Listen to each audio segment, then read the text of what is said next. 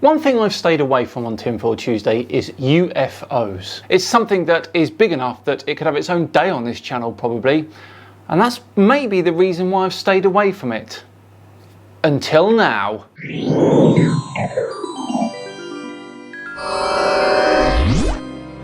Hello all and welcome along to another episode of Tinfoil Tuesday with me, Simon Dan. Thank you very much for joining me. Right, back to today's video where YouTuber NightGod33 is telling us all about some UFOs that have been caught on the ISS live feed. Interesting. What's happening, my Night God people? Hope y'all are doing well today. So, the other night, if you were in my live, you got to watch a feed from the International Space Station that a gentleman on TikTok recorded. Now, I've been getting messages. Apparently, I had a window up in front of the said video, so I'm going to go ahead and replay this video again for you guys. And let me know what you think in the comments. I want to hear your opinions. It's a very intriguing video. It looks as though possible alien craft are flying through the view of the camera. Okay, so he showed his cards early and stating that this clip possibly contains alien crafts. And I'm not going to play the sound of the video because this dude is more or less freaking out. And he drops numerous F-bombs, so I'm going to cut that out. It's really insignificant anyway at the end of the day. So I'll probably kind of talk over it as it's playing. I'll let it roll through the first time and then I'll come back and we'll check it out a little closer. So here we go. I'm sort of excited to see this. Let's go. The first one he points at, he claims looks almost gold colored.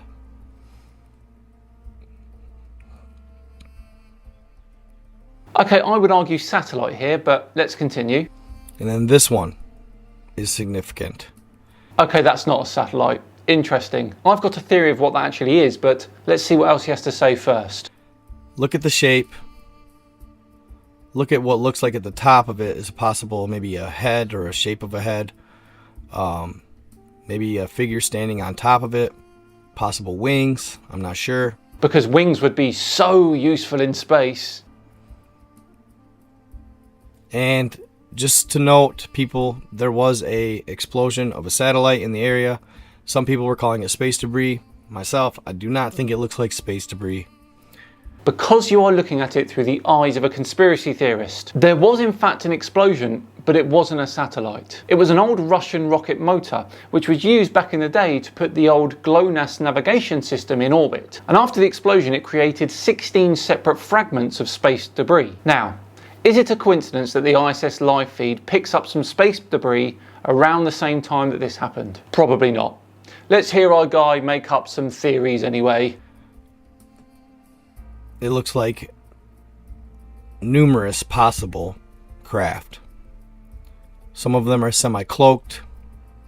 Not at all a pointless thing. You either cloak or you don't if you've got the technology.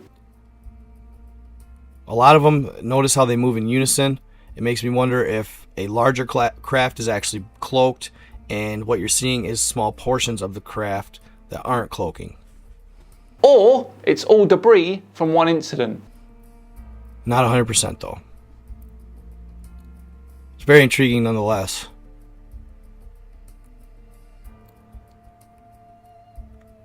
The last craft that comes in is massive.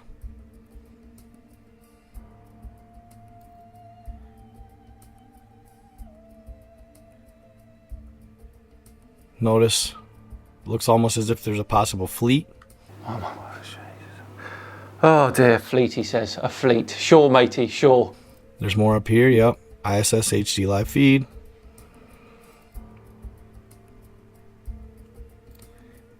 It's definitely baffling, especially this. Like I said, it makes me wonder if the larger portion is cloaked and then that portion just happened to slip through the cracks, and that's what we're seeing on the ISS feed. That looks how blown up rocket motors should look, to be honest. Or maybe if the camera, I don't know. But you can see where it looks like it's got extremities coming off of it.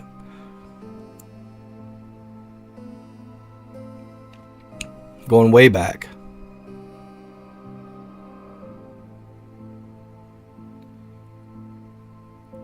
Interesting to say the least. And here it stops and they cut it out. I've been told this is the only footage of that particular event that has been presented on any platform. So, feel special because it's not out there. Good job you were around to report on it then. Not content with aliens in space, Night God 33 also has a compilation of mind-blowing conspiracies. We have to check these out. What's a conspiracy theory that absolutely blows your mind? I read one the other day that said that 36% of all U.S. presidents have made contact with aliens at least once, starting with George Washington. That's 16 presidents. 16 presidents have had contact with aliens. I think someone's been watching too many movies, buddy. And that every U.S. president since Grover Cleveland has met with them in a city called Telos in Mount Shasta, California. And this ancient city is actually connected to Middle Earth. And the reason they went to Middle Earth was because two ancient alien factions got in a nuclear war. What? Inside Earth? Convenient that they knew what nukes were though, hey, otherwise that would have been pretty awkward. And the reason they went to war was because one of them wanted to enslave us to mine gold. This nuclear war actually resulted in the death of Mars and almost resulted in the death of our planet. Mars is fine, and how much gold did these aliens think was on Earth? But instead, it caused Noah's flood. The aliens that didn't want to leave Earth went down to Middle Earth, where they reside to this day, but they're waiting for us to reach 5D so they can invite us into their world. What, so we can say thank you for protecting us from the gold-obsessed aliens? Absolutely blows your mind. How about the hollow Earth theory? Oh, flippin' heck, he's got another one. This is one of the craziest conspiracies I've ever heard. In 1818, John Cleve Sims Jr. declared to the world his theory that the Earth was hollow. He would propose that the entrances were at the North and South Pole, and that Middle Earth even had its own sun. None of which has been proven, of course. At the time, it didn't gain a lot of traction, but almost 100 years later, it would. In 1926, Admiral Richard Byrd was attempting the first flight to the North Pole, and it is believed he saw one of the entrances. That's because years later, after World War II in 1947, he insisted on leading a naval fleet to Antarctica to see if there was a Nazi presence there. But many believe he was actually more interested in finding the entrance to the Middle Earth at the South Pole. And it is said that he did, as he kept a journal the entire time. But this later would become lost. He actually used one of his choppers, flew down there, and met with Middle Earth's leader, where he was told not to use atomic bombs. He died suddenly 10 years later. Even I am befuzzled here. He attempted 2011. Find out what happened on my page. Absolutely blows your mind. Alright, Sergei Monas, Project Bluebeam, has to be one of the craziest conspiracies in history. Oh, not Project Bluebeam. Go on then, Night God 33. In 1994, Monas, who's from Quebec, Canada, wrote an investigative journal called Project Bluebeam.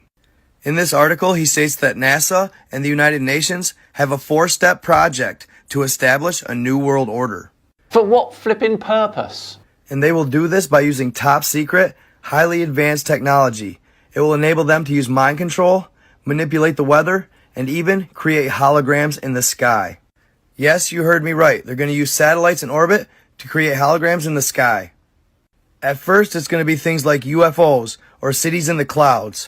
The idea behind this is they want to scare us. I'm not sure a city in the clouds is that scary, to be honest. And then, when all hope seems to be lost, they're going to present us with the second coming of Christ. This will allow them to establish a new age religion and a one world order. I think it's to discredit aliens, but it has a good following. Utter nonsense, that one. Your mind. Alright, what if I told you that there's a 12th planet that rotates into our solar system every 3,600 years? A 12th planet? 12th? Well, I know there's definitely 8, and you can argue about Pluto being the 9th, but where's the 10th and 11th if this one is the 12th? And that almost 500,000 years ago, as Nibiru passed by Earth, an ancient alien faction known as the Anunnaki jumped planets due to Nibiru's atmosphere deteriorating. This was the result of a nuclear war. As soon as the Anunnaki got to Earth, they realized it was rich in minerals and gold. What is it with these aliens and gold? So they quickly established large gold mines, mainly in South Africa. What the Anunnaki were hoping was that they could use the gold to replenish the atmosphere on Nibiru so they can make it habitable again. How in the fudge does gold replenish an atmosphere? Notice the serpent. At first, the Anunnaki would use another ancient alien race known as the Igigi as slaves. Anunnaki holding the bag. Eventually, they would grow tired of this and revolt though, breaking off from the Anunnaki. They were Lemurian Atlantean. This is just crazy. Come on then, one to go. Your mind.